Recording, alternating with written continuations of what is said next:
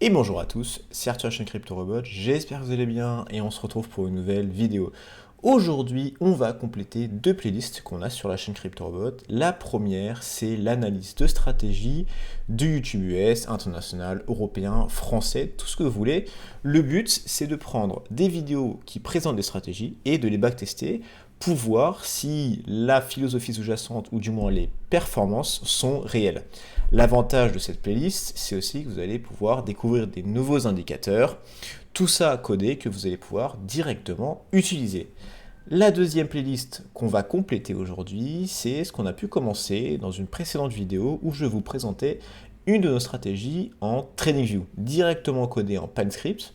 Donc vous avez la stratégie que vous allez directement pouvoir appliquer aux différents coins que vous voulez. C'est quand même beaucoup plus simple. Et aujourd'hui, les deux stratégies qu'on va étudier seront en PanScript directement sur TradingView.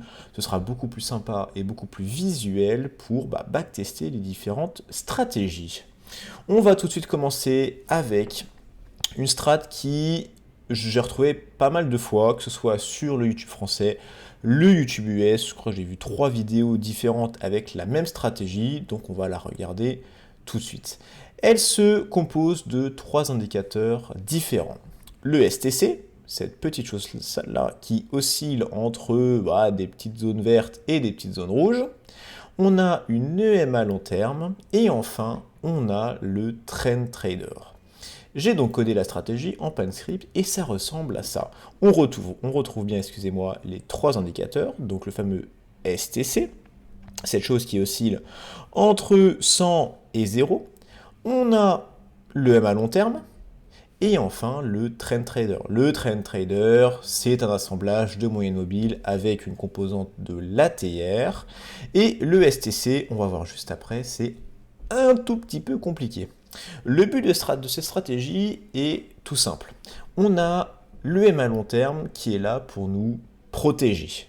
Pourquoi elle nous protège? Parce qu'on ne va trader en longue que si le cours se situe au-dessus de l'EMA long terme. A l'inverse, on ne va faire des shorts que si on est en dessous de l'EMA long terme. Ici, c'est une EMA 200.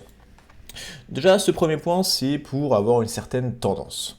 Deuxième point, il faut que notre petite trend trainer, la petite ligne blanche qu'on a juste ici, soit aussi au-dessus de cette fameuse EMA long terme dans cet objectif de tendance haussière pour du long ou inversement tendance baissière pour du short. Troisième point qu'on va étudier, c'est tout simplement des pullbacks. Qu'est-ce que ça veut dire? On va essayer de trader, ou du moins de rentrer en position au moment où on a une cassure haussière du cours entre le cours et notre ligne du trend trader. L'avantage de ce petit indicateur du trend trader, c'est qu'il s'amuse à recolorier les différentes bougies. Quand le cours se situe au-dessus du trend trader, les bougies sont vertes. Quand il se situe en dessous, les bougies sont rouges. Ce qui nous permet de bien visualiser le moment où on a un croisement haussier. Ça veut dire le moment où on a une bougie rouge qui passe à une bougie verte juste après. Par exemple, juste ici, on est en dessous, on passe en bougie verte parce qu'on passe au-dessus du trend trader, et donc à la clôture, on rentre en position, donc on rentre en position à l'ouverture de la bougie d'après, et donc voilà, c'est grosso modo ce qu'on veut chercher pour la stratégie. On attend quand même une certaine confirmation de la tendance avec un STC qui doit être au moment de la rentrée en position, au moment de la cassure haussière, doit être vert, donc dans une tendance plutôt bullish. On rentre en position, c'est une position où on va sortir soit en TP, soit en ESL, et on va regarder ça, excusez-moi, juste après. Je vous ouvre le code. Vous avez l'habitude avec la vidéo sur Utrix, c'est la même architecture. Donc je vais aller assez rapidement. Toute cette partie-là, elle ne change pas. N'oubliez pas de mettre ici les frais qui sont très importants. Donc on est sur une EMA 200. Vous allez pouvoir modifier. Ça, c'est les différents paramètres du Trend Trader. Ici, les différents paramètres du STC. Et enfin, notre période d'analyse pour le backtest. Là, on va avoir plusieurs petites choses. Première chose, qui n'est pas dans le code du Trix, c'est une récupération des différents bottoms du marché. Qu'est-ce que ça veut dire? Au moment où on va rentrer en position, je vais récupérer les différents lots des 5 précédentes bougies. Pourquoi je fais ça? C'est tout simplement pour placer mon SL et donc dans le futur définir mon TP, étant donné que j'ai un risque ratio de 1. Donc par exemple, quand je rentre en position ici, je vais regarder le lot ultime, on va dire, des 5 précédentes bougies, donc ce serait dans cette zone-là, et j'ai un risque ratio de 1. Cette petite zone-là, c'est tout simplement pour définir les 5 précédents lots des 5 précédentes bougies. Ici, on définit le MA, ça c'est le Trend Trader, donc c'est comment on définit le Trend Trader. Je vous encourage à, quand vous affichez l'indicateur, donc par exemple vous faites Trend Trader, juste ici, Trend Trader Strategy, vous avez l'indicateur qui est juste affiché là, vous pouvez aller dans le code et récupérer tout simplement le code du Trend Trader. J'ai dû faire quelques ajustements parce que vous voyez qu'ici c'est une version 4 alors que le code que j'utilise est une version 5 et par exemple le I2F n'est plus une fonction utilisable en version 5 donc j'ai dû l'adapter un petit peu. C'est pour cela que le code est un tout petit peu différent, mais c'est foncièrement la même chose. Donc vous pouvez récupérer le code directement via l'indicateur. Et enfin, le STC, qui est un code très honnêtement très désagréable. Je vous ai refait tous les paramètres. C'était, je crois, des quadruples B, des quintuples A. C'était assez désagréable. Donc je vous ai tout renommé. C'est, je l'espère, un tout petit peu plus clair. Excusez-moi. Ce qu'il faut comprendre, c'est qu'ici, on va récupérer la data et c'est le return de ce qu'on va avoir par ici qu'on va utiliser dans le futur. Ici, je définis mon SL, donc c'est tout simplement le minimum entre mes différents lots. Et enfin, mon TP, c'est mon close auquel je rajoute la différence entre mon close et mon fameux SL. Dans cette zone-là, c'est la même chose, c'est la stratégie. Donc je rentre uniquement quand mon close est supérieur à MA. Quand pose est égal à 1, qu'est-ce que ça veut dire pose est égal à 1? Quand on revient juste ici, si pose est égal à 1, ça veut dire que mon close se situe au-dessus de ma Trend Trader, se situe au-dessus de ma ligne blanche. Et je vous ai dit juste avant, il faut que ma bougie d'avant soit en dessous de ma ligne blanche. Donc ça, c'est aussi pris en compte. Quand on va dans stratégie, il faut que mon pose soit égal à 1 et que mon pose 1, lui aussi, soit égal à 1. Qu'est-ce que c'est que le pose 1?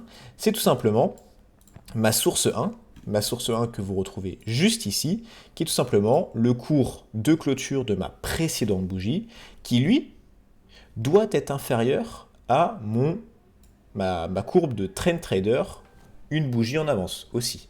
Donc par exemple, ici mon pose 1 sera juste là, il sera égal à 1 parce que je suis en dessous de ma ligne de Trend Trader. Hop, je reviens à mon code. Donc pose 1, tac, et enfin, il faut que mon STC data soit supérieur à mon STC data de la bougie précédente, ce qui veut dire qu'il faut un STC vert, positif. On rentre en position, on est content, on rentre en longue et on va sortir en TP et en SL. Vous avez ici aucun changement, ça c'est pour afficher les plots, bref, ça change pas grand chose. Quand on regarde la stratégie, je vous ai affiché uniquement les longues. Alors, ici, tiens, parfait. Là, une petite chose qui peut arriver, quand vous allez prendre le code, vous allez potentiellement avoir ce petit problème où vous avez des graphiques qui ne fit pas forcément très très bien. Quand vous dézoomez, ça va un peu mieux, mais quand vous zoomez, il y a des petits problèmes de synchronisation. Comment faire pour synchroniser ça? C'est un abonné qui m'a fait la remarque parce que quand il a copié-collé le code du Trix, il avait ce problème. C'est vrai que j'en avais pas parlé dans la précédente vidéo. Il faudra tout simplement aller dans les 3 petits points juste là, plus, aller dans épingler l'échelle, épingler à la nouvelle échelle de droite ou épingler à l'échelle de droite. Et là, hop, c'est parfait, ça fit très très bien. Donc comme je vous ai dit, cette stratégie, je l'ai uniquement faite en longue. Vous pouvez très bien rajouter le short juste en décochant ces parties-là, je vous ai déjà fait. Hop, j'ai laissé le long pour ne pas avoir trop d'informations. Sur le long, qu'est-ce qu'on peut retenir? On a quand même une performance qui n'est pas énorme, mais qui est, ma foi, positive par rapport au buy and hold, mais qui est clairement pas impressionnante. Quand on regarde ici le testeur de stratégie, vous pouvez avoir la liste de vos trades. Et honnêtement, c'est pas très sexy. On a quelque chose qui fait pas beaucoup de trade, on descend assez vite, et je peux penser, du moins expérimenter, que dans le futur, si vous tenez un peu plus de temps sur cette stratégie, vous allez avoir quand même beaucoup de chances de finir à zéro, ce qui n'est pas ce que vous ne voulez pas faire. Néanmoins, on a quand même des indicateurs qui peuvent être intéressants. Le Trend Trader, c'est quelque chose que je trouve plutôt pas mal, que vous pouvez réutiliser comme une moyenne mobile, un croisement de ce genre de choses. Le STC qui lui aussi permet d'avoir des certaines tendances haussières. Ça a toujours du retard, c'est pas forcément super précis, mais bon, c'est deux indicateurs supplémentaires que vous pouvez utiliser pour vos stratégies de trading, ça peut être intéressant, mais la stratégie en tant que telle qui a été décrite par cette vidéo est honnêtement très moyenne. Nous passons à la seconde stratégie. Dans cette stratégie, un peu comme la première, il n'y a que 3 indicateurs. C'est déjà bien. On a un indicateur qui est très honnêtement assez intéressant, qui est extrêmement utilisé dans les différentes vidéos de stratégie de trading, et je voulais vous le présenter pour que vous puissiez l'utiliser dans le futur, c'est le VWAP. Donc cette stratégie a 3 indicateurs. Une même à long terme, pour les mêmes raisons que la première vidéo, le VWAP, et enfin, bon, là, sur la vidéo, il affiche le MACD, mais il dit qu'on peut utiliser le MACD, le RSI, le stochastique RSI, en fait ce qu'on veut en termes d'oscillateur, même si le MACD c'est pas forcément un oscillateur. Le problème du MACD dans sa vidéo, c'est que ses entrées et ses sorties n'étaient pas forcément très claires. Et je vous encourage à vous forcer à trouver des vidéos avec des sorties très claires. Pourquoi? Parce que là, c'est un peu au doigt mouillé, c'est en fonction de l'expérience de la personne qui utilise l'algorithme. Donc déjà, c'est pas facile à automatiser. Et deuxièmement, si vous le faites à la main, vous n'allez pas forcément voir les mêmes sorties que la personne qui fait la vidéo. Donc essayez de trouver des vidéos, ou du moins des stratégies qui ont des sorties et des entrées précises, même si vous le faites à la main. Donc on va regarder un peu le principe de la stratégie directement avec le code. Je vous ai affiché les 3 indicateurs, voilà, VWAP juste ici. Je vais juste, hop, enlever les bandes inférieures, les bandes supérieures, rajouter un peu de taille. Hop, notre VWAP juste là, notre M à long terme, notre stochastique est ici. Quand on regarde le code, c'est construit pareil.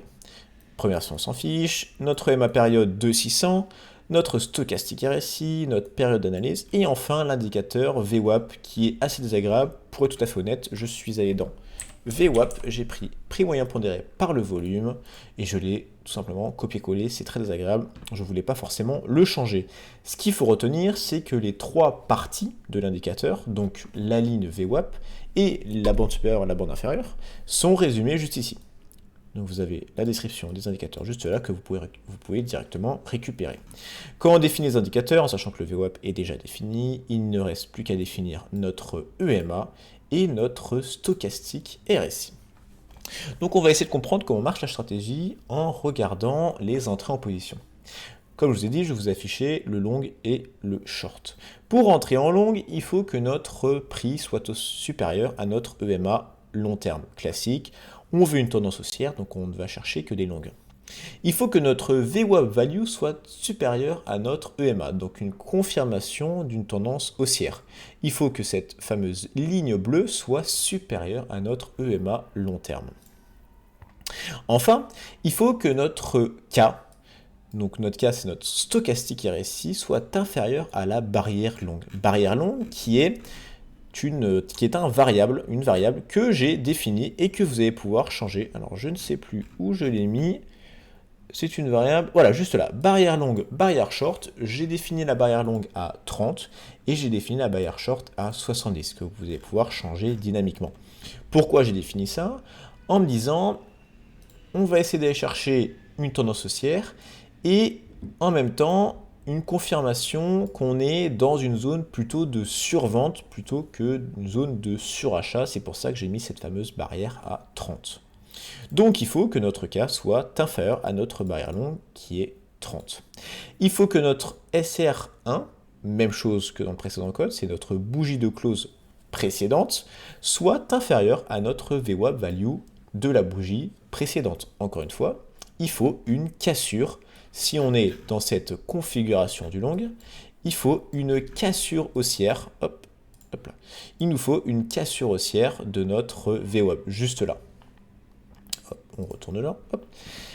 C'est ce qui est indiqué juste là. Et enfin, notre close supérieur à notre VWAP, comme je vous ai dit, c'est cette fameuse cassure haussière. À l'inverse, pour le short. On close notre position. Alors là, bon, étant donné qu'il n'a pas forcément défini de sortie de position sur le long ou le short, étant donné qu'il a mis le MACD, mais je crois qu'il sortait avec des divergences, ou je sais pas trop, bref. Donc j'ai défini une sortie en position que vous allez pouvoir modifier, bien évidemment, en me disant, je vais chercher une entrée sur un niveau inférieur à 30, je vais sortir quand on est en zone de surachat, donc supérieur à 80 pour le close long, et inférieur à 20 pour le close du short. Ici, j'active mes différentes positions, je les close, le backtest, il ne change pas, j'affiche mes différentes variables, hop, ici, rien ne change, et enfin, la stratégie. Vous voyez un peu comment elle se comporte. Donc on sort tout simplement, par exemple, hop, juste là, on va rentrer là, et on va sortir quand on dépasse les 80, donc juste là, dans le close de cette petite bougie-là, donc l'open de la bougie d'après. C'est pour ça que la sortie se situe juste là. On a une stratégie qui, un peu comme celle-là, très honnêtement, performe kiff-kiff. Quand on regarde sur d'autres tokens, ici sur le BTC, donc on est sur quelque chose qui est quand même beaucoup plus sexy que le BTC, mais un peu dans la même philosophie. Je pense pas que ça marche long terme. Sur le BNB, c'est pareil, c'est à peu près normal. Sur la VAX, c'est plutôt normal, mais je ne suis pas sûr que sur des périodes haussières, ce genre d'algorithme va réussir à performer. À voir, faudra tester. On a quelque chose qui surperforme le marché en tendance baissière, parce qu'il vous permet de vous couvrir de cette quand même grosse baisse. Donc on a quelque chose qui marche très bien sur les différents tokens. Mais si on repasse en tendance haussière, est-ce qu'il va réussir à grappiller toute la performance? Je ne suis pas forcément sûr. Donc ici, encore une fois, vous avez le résumé de la performance, les différentes transactions. Et là, vous avez une tête qui est un tout petit peu plus jolie. On va revenir sur le BTC, hop. Qui est un tout petit peu plus jolie que notre ami celui-là, mais c'est quand même pas foufou. On a eu plusieurs trades, voire un trade qui nous a vachement plombé, et après on était plutôt flat. Dans une période vachement baissière, c'est pas trop mal. Mais encore une fois, le code sera bien évidemment en open source dans la description sur notre TradingView, vous pouvez récupérer juste là. À voir si vous pouvez le tester sur des tendances haussières, le traduire en Python, le mettre en multicoin, ce genre de choses. Cette stratégie-là est quand même un peu plus sexy, mais au moins vous avez cet indicateur VWAP qui honnêtement peut être intéressant, utilisé en moyenne mobile, en confirmation de tendance, en confirmation de cassure ou non. Ça peut être quelque chose que vous pouvez très bien utiliser pour vos prochaines stratégies. Donc la vidéo est terminée, j'espère qu'elle vous aura plu, j'espère que vous avez pu découvrir d'un côté des indicateurs et de l'autre côté des philosophies d'investissement. J'étais sur ces deux stratégies sur des time frames 15 minutes, donc on se rapproche un peu plus du scalping. Les stratégies ne marchaient pas forcément sur des time frames plus élevés. Mais encore une fois, à vous de faire vos propres tests. Le but, c'est que vous puissiez avoir le maximum de matière pour développer vos propres stratégies de trading qui vont répondre à vos différents besoins, que vous allez pouvoir implémenter sur les différentes plateformes comme FTX. Si vous n'avez pas de compte, n'hésitez pas à prendre notre lien d'affiliation qui est dans les commentaires, ça nous aide énormément. Donc je vous mets tous les liens dans la description pour que vous puissiez vous amuser durant cette semaine et les week-ends prochains. Et pour ma part, je vous souhaite une très très bonne journée et on se retrouve très bientôt pour une prochaine vidéo. À toutes.